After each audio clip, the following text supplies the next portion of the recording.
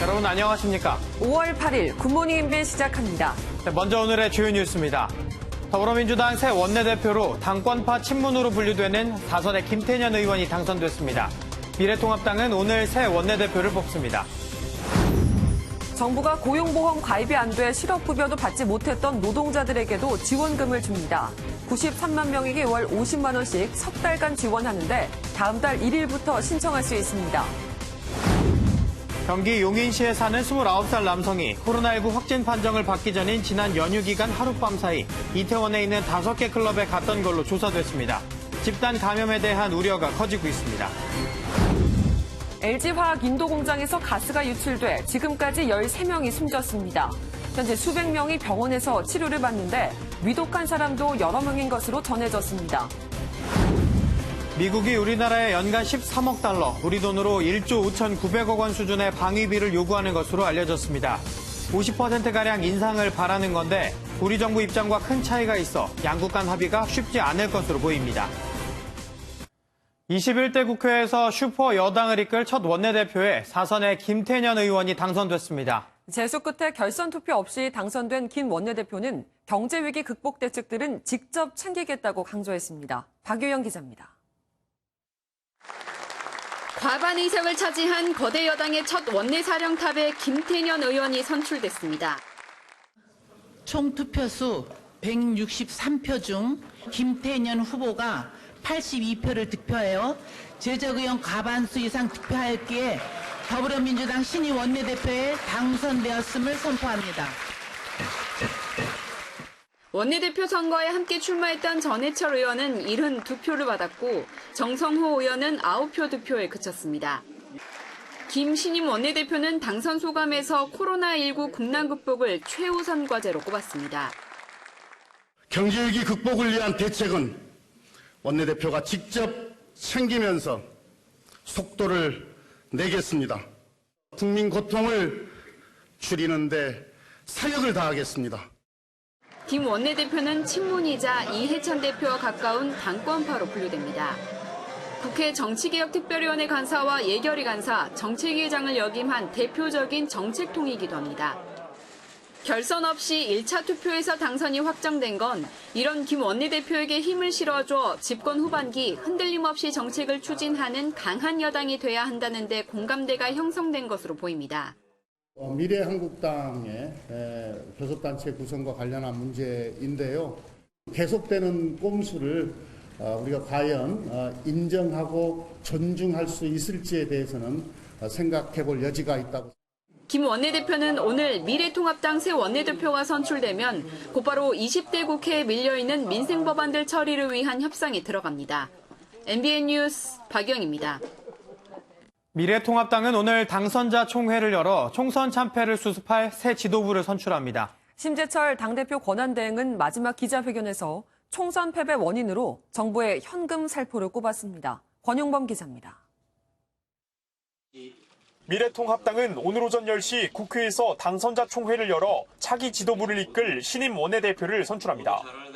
총 3개의 섹션으로 4시간 동안 이어지는 당선자 총회에선 후보 간 상호주도 토론과 현장 질의응답 등이 포함됐습니다. 점심으로 김밥을 먹으면서 주호영, 권영세 두 후보의 당 수습 방안을 청취한 뒤 투표를 진행한다는 계획입니다. 당선자는 오후 2시쯤 발표될 예정인데 과반을 득표한 후보가 없거나 득표수가 같을 경우 결선 투표를 벌입니다. 친박, 비박 등 계파색이 사라진 만큼 토론에서 나올 후보들의 정견 발표와 초선 당선인들의 표심이 당락을 좌우할 것으로 보입니다. 한편 심재철 미래통합당 당대표 권한대행은 마지막 기자간담회에서 총선 참패 원인으로 정부 여당의 긴급 재난지원금을 꼽았습니다.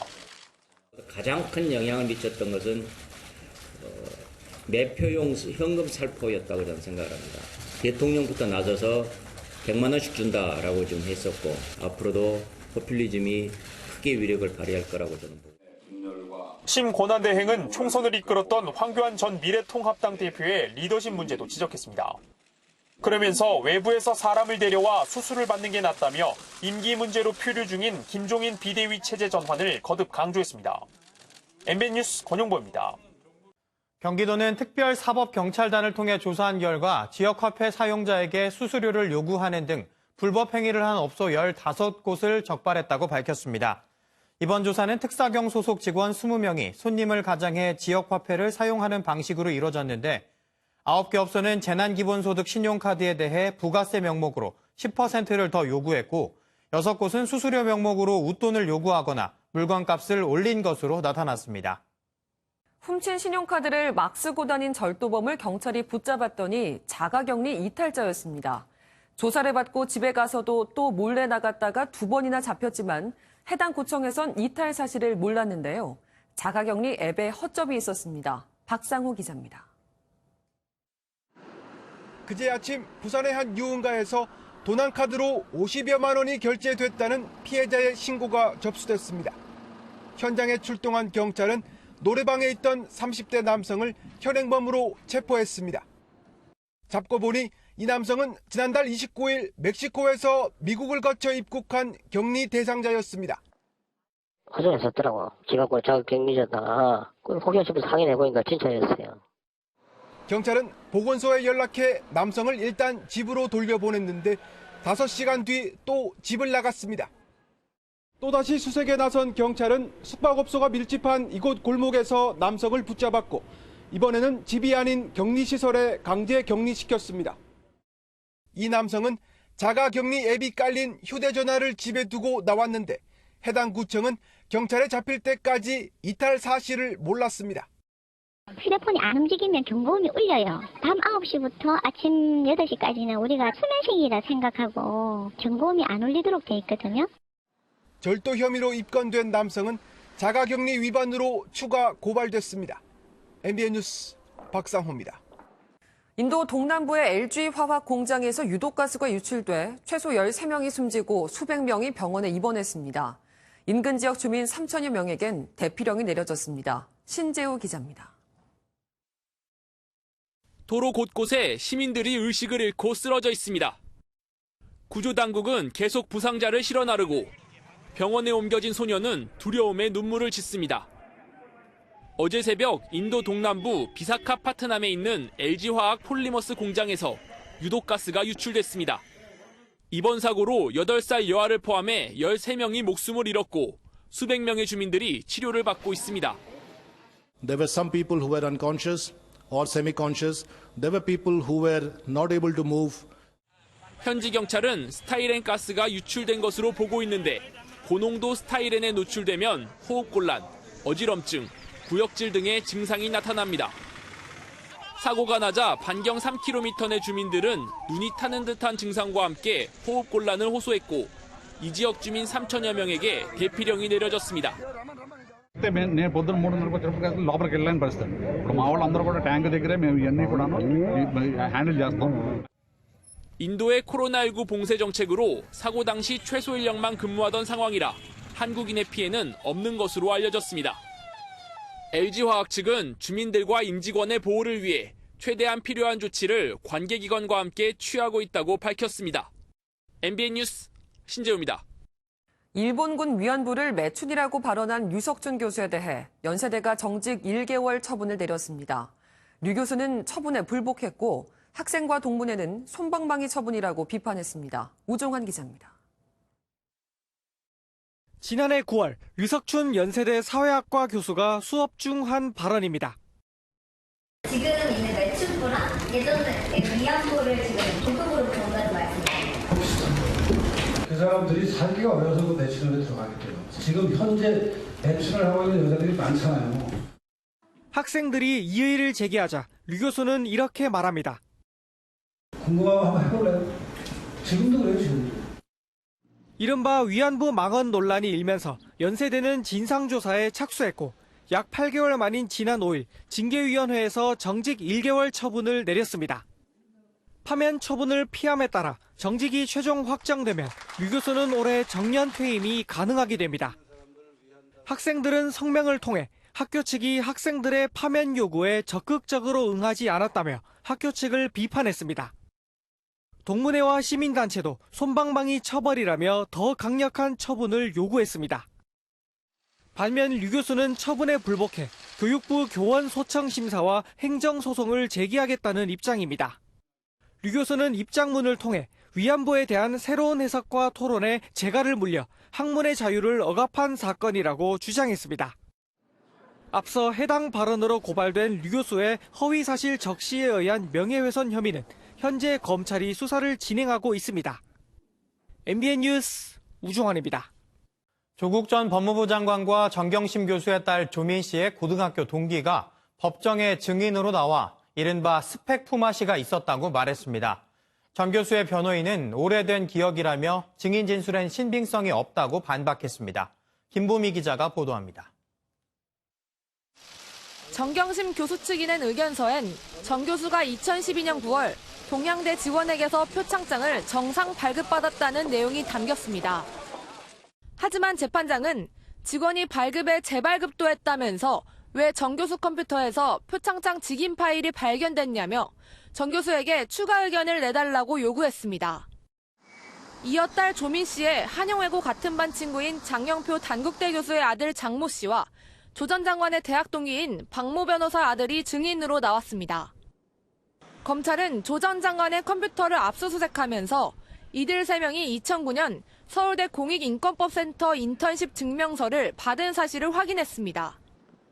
장 씨는 해당 스펙이 고등학교 생활기록부에 어떻게 기재됐는지 모른다고 답했습니다. 그러면서도 아버지가 조민 스펙을 만드는데 도움을 줘서 저도 제 스펙을 만드는데 조 전 장관의 도움을 받았다면서 스펙 품앗이가 맞느냐는 검사의 질문에 그런 의미라고 검찰에 진술한 사실에 동의했습니다. 박 씨 역시 동영상 속 여학생이 조 씨가 아니라고 진술했습니다. 정 교수 측은 어떤 직원이 문제의 표창장을 발급했는지 밝히지 않았고 증인 진술엔 신빙성이 없다고 반박했습니다. 한편 법원은 검찰이 증거인멸 우려 등이 있다며 요청한 정경심 교수의 구속 연장 여부를 오늘 결정할 예정입니다. MBN 뉴스 김봄입니다. 트럼프 행정부가 한미 방위비 분담금 특별협정에서 우리나라에 연간 13억 달러를 제안한 것으로 알려졌습니다. 우리 돈으로 1조 5천억 원이 넘는데요. 지난해에 비해 50%가량 올리라고 요구한 겁니다. 이혁근 기자입니다. 미국이 우리 정부에 제안한 연간 방위비 분담금은 13억 달러, 우리 돈으로 1조 5,900억 원입니다. 지난해 분담금에 비해 50%가량 높은 금액입니다. 미국이 제안한 금액은 지난 3월 말 한미 협상 대표단이 마련한 잠정 합의안을 트럼프 대통령이 거부한 뒤 미국 쪽이 다시 내놓은 안입니다. 당시 양국 대표단은 지난해보다 13%가량 올리는 안에 합의했습니다. 13% 인상은 1,350억 원을 올린다는 건데 미국이 이를 거부하고 5,520억 원 인상을 제안한 겁니다. 금액 차이가 커 그대로 타결되긴 어렵다는 전망이 우세합니다. 협상 결과는 양쪽이 다 수용 가능해야 될 것이고요. 수용 가능하려면 그 협상 결과는 어느 쪽이 보기에도 합리적이고 공평해야 하는 것입니다. 방위비 인상폭을 놓고 양국의 의견이 4천억 원 이상 벌어지면서 협상이 더 길어질 수 있다는 전망이 나옵니다. MBN 뉴스 이혁근입니다. 여야가 20대 국회가 끝나기 전인 이번 달 안에 과거사법 개정안을 통과시키기로 합의했습니다. 20대 국회가 책임지라며 국회 건물 지붕에서 고공농성을 벌였던 형제복지원 피해자는 농성을 중단하고 내려왔습니다. 이동석 기자입니다. 부산 형제복지원 사건의 피해자 최승우 씨가 환한 미소를 보이며 국회의원회관 현관 지붕 위에서 내려옵니다. 최 씨는 형제복지원 사건의 진실을 밝혀줄 과거사법 처리를 요구하며 지난 5일 지붕 위에서 고공농성을 벌여왔습니다. 최 씨의 고공농성을 보고 여야의 과거사법 처리 합의를 이끈 건 김무성 미래통합당 의원이었습니다. 법안 내용에 있어서는 서로 합의를 봤는데 절차상 문제 때문에 시간이 꺼졌는데 나는 이제 국회를 떠나는 사람으로서 유정의 미를 거두고 싶은 그런 생각 때문에 행안위는 과거사의 조사 기간을 4년에서 3년으로 줄이고 청문회를 비공개로 하는 법안 내용을 수정해 처리하기로 합의했습니다. 과거사법이 본회의를 통과하면 형제복지원, 선감학원 등 국가폭력 사건의 진상조사가 이뤄지게 됩니다. 너무 기쁘고 앞으로 대한민국에는 국가폭력 없는 사회 되기를 바랍니다. 여야는 미래통합당 신인 원내대표가 선출되는 대로 국회 본회의 개최 일정 논의에 돌입할 예정입니다. MBN 뉴스 이동석입니다. 지난해 10월부터 양돈 농가에 엄청난 피해를 준 아프리카 돼지열병이 북한을 통해 유입됐을 가능성이 처음으로 확인됐습니다. 동유럽에서 발원해 러시아와 중국으로 퍼진 뒤 북한을 중간 다리로 해서 국내로 유입됐을 거란 추정입니다. 이현재 기자입니다. 우리나라 아프리카 돼지열병은 지난해 10월 2일 야생 멧돼지 사체에서 처음 확인됐습니다. 치사율이 100%에 가까워 돼지 약 43만 마리가 도축되거나 살처분됐습니다. 유입 경로 역학조사 결과 북한이 유입 경로로 지목됐습니다. 우리나라 야생 멧돼지 아프리카 돼지열병은 비무장지대 인근 접경 지역으로 유입된 것으로 추정되었습니다. 국내에서 검출된 바이러스가 러시아와 중국에서 유행하는 바이러스와 같은 종인데다 북한에서도 지난해 5월 30일 압록강 부근 자강도의 양돈 농가에서 발병했던 점을 근거로 북한이 중간다리 역할을 했을 것이란 추측이 가능합니다. 실제 우리나라 아프리카 돼지열병 발생 지점은 비무장지대와 가까운 파주, 연천, 철원 등 7곳뿐입니다.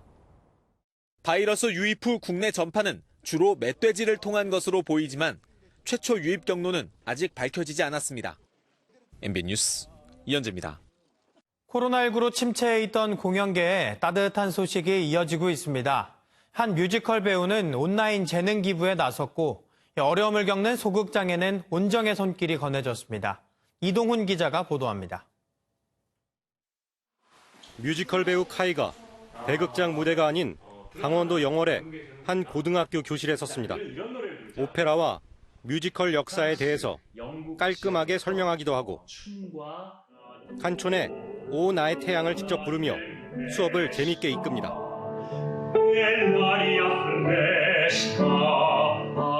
학교에 오지 못하는 학생들을 위해 카이가 1일 선생님으로 변신한 겁니다. 학생들에게도 좋은 경험이 되려면 영상을 그냥 트는 것보다 제가 한번 직접 찾아가면은 좋은 계기가 되지 않을까. 저에게도 학생들에게도. 연극 백수의 꿈 리허설 현장. 관객의 발길이 끊기며 무겁게 가라앉은 분위기였던 소극장이 저녁 공연을 앞두고 모처럼 활기를 띱니다. 한 대기업은 위축된 공연계를 지원하기 위해 사랑의 소극장 프로젝트를 진행했습니다. 어려운 소극장들의 즉각 지원이 될 수 있는 소극장 공연 티켓을 선구매해서 직원들이 참여하는 착한 소비 릴레이를 진행하게 됐습니다. 위기를 겪던 극단들에는 단비 같은 소식이었습니다. 거의 절반 이상의 공연장들이 지금 쉬고 사실 배우들도 힘들고 제작진들도 다 힘든 상황이었는데 이번 프로젝트를 통해서 혼자가 아니다. 공연계 안팎으로 훈훈함이 이어지면서 무대에도 봄바람이 불어오고 있습니다. MBN 뉴스 이동훈입니다. 프로야구에 이어 프로축구 K리그도 코로나19를 뚫고 오늘 막을 올립니다. 무관중이지만 전 세계 17개국에 생중계돼 축구 팬들의 갈증을 해소해줄 예정인데요. 이 전북의 사상 처음 4년 연속 우승과 이동국의 첫 80-80 클럽 가입 여부에 관심이 쏠리고 있습니다. 구경호 기자입니다. 전북과 수원의 K리그 개막전은 코로나19 국면에서 개막하는 첫 사례여서 전 세계의 관심이 높습니다. 독일 등 17개국은 중계권 구매 계약을 했고 외국인 해설자는 SNS를 통해 전 세계에 생중계합니다. 이렇듯 관심이 집중되는 올 시즌 K리그의 최대 화두는 전북의 사상 첫 4연패 달성 여부입니다. 지난해 아쉽게 역전 우승을 허용한 울산은 물론 서울도 전북의 대항마로 거론됩니다. 서울은 득점왕 출신 아드리아노가 4년 만에 복귀한 데다 올해가 4년 주기설에 해당돼 기대를 걸고 있습니다. 개막전에서 맞붙는 이동국과 염기훈 가운데 누가 먼저 사상 첫 80-80 클럽에 가입하느냐도 관심입니다. 훈련할 때 골 감각이 지금 최고조예요. 지금 충분히 기대하셔도 좋을 것 같아요. 기록을 세우고 있기 때문에 올해도 분명히 좋은 경기력과 좋은 모습을 보여주지 않을까 무관중 속에 열리지만 안팎의 관심이 뜨거운 만큼 개막만 기다려온 선수들이 어떤 경기력을 선보일지 기대를 모읍니다. MBN 뉴스 구경호입니다. 다음은 굿모닝 월드입니다. 영화 기생충 속 주인공들이 이웃집 와이파이 신호를 찾다 좁은 화장실 구석에 쪼그리고 있는 장면 기억나시죠? 콜롬비아에 사는 이 친구는 나무 위에서 찾았다네요. 성큼성큼 나무를 오르는 이 남학생. 익숙한 듯 자리를 잡더니 공중으로 팔을 뻗는데요. 그의 손에는 휴대전화가 들려 있습니다. 집에서는 인터넷 연결이 어렵다 보니 공공 와이파이를 연결해 수업을 듣고 과제를 하기 위해 이렇게 매일 나무를 타는 건데요. 학생의 열정에 감동한 선생님이 SNS를 통해 사연을 알렸고 다행히 학교 측이 노트북 컴퓨터와 네트워크 기기를 제공해줬다고 합니다. 이런 열정이라면 이 친구 뭘 해도 되겠네요. 코로나19로 침체한 분위기 속에서 자신의 재능을 기부하며 희망을 나누는 분들이 많은데요. 한 땀 한 땀 거리에 술을 놓는 분이 있습니다. 알록달록 마스크를 쓴 얼굴들과 무지개가 화려한데요. 미국 캘리포니아주에 사는 한 여성이 코로나19를 이겨내자는 주제로 손으로 직접 짠 작품들을 거리에 선보이고 있습니다. 인저까지 드물어 칙칙했던 거리가 그녀의 작품 덕분에 화사하게 밝아진 것 같은데요. 작품 하나당 무려 50시간이나 걸렸지만 바깥 활동도 못하는 요즘 가진 게 시간밖에 없다고 웃으며 말하는 그녀. 이런 긍정의 에너지가 멀리 번졌으면 좋겠네요. 최근 프로야구가 개막하지 못한 미국에서 사상 처음 우리 KBO 리그가 생중계되며 연일 화제인데요. 미국 조지아주의 한 주택 뒷마당에서는 야구장에서나 볼 법한 열광적인 장면이 눈길을 끌었습니다. 자신의 다리 길이만한 배트로 친 공이 시원하게 나무 담장을 넘어갑니다. 그런데 그것보다 더 눈길을 끄는 건 아빠의 반응인데요. 괴성을 지르며 운동장을 펄쩍펄쩍 뛰어다닙니다. 전직 프로 야구 선수인 아빠에게 어릴 때부터 특훈을 받은 이 4살짜리 꼬마가 생애 첫 홈런을 날린 건데요. 불과 생후 22개월 때 이미 야구 천재로 방송 출연도 했다니 조만간 메이저리그에서 볼 수 있길 기대해봐야겠네요. 지금까지 굿모닝 월드였습니다. 어버이날인 오늘 전국에 비 소식이 있습니다. 종일 내리지는 않고요. 퇴근길 무렵 서해안을 시작으로 밤사이에는 전국으로 확대되겠습니다. 이번 비 주말까지 꽤 길게 이어지겠습니다. 예상되는 비의 양은 제주와 남해안, 지리산 부근에서 50에서 100mm, 많은 곳은 제주 산지와 남부에서 150mm가 넘게 쏟아지겠습니다.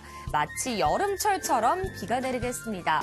특히 강한 비가 집중되는 시간을 살펴보면 제주와 호남 해안은 내일 새벽부터 낮 사이 시간당 30mm 이상, 경남 남해안과 지리산 부근은 내일 아침부터 오후 사이 시간당 20mm 안팎의 세찬 비가 집중되겠습니다. 그 밖의 지역에서도 약간 빗줄기가 강해질 수 있습니다. 여기에 돌풍과 벼락도 동반되는 만큼 피해 없도록 주의하셔야겠습니다. 비가 내리기 전까지 서쪽 지역을 중심으로 기온이 크게 올라 덥겠습니다. 오늘 서울의 낮 기온 26도, 대전은 27도가 예상되고요. 동풍이 불어드는 동해안은 오늘도 20도 아래에 머무는 곳이 많겠습니다. 지금은 전국에서 대체로 맑은 하늘이 드러나 있는데요. 오늘 저녁 서해안을 시작으로 차츰 전국에서 비가 오겠습니다. 호남 해안과 경남 해안, 제주에서는 바람이 강하게 불겠습니다. 비가 내리는 동안에는 더위가 주춤하겠습니다. 내일 저녁 남부지방부터 먼저 비가 그칠 텐데요. 단 수도권과 영서, 충청과 전북 동부 내륙에서는 일요일 아침까지도 비가 조금 더 이어지겠습니다. 날씨였습니다.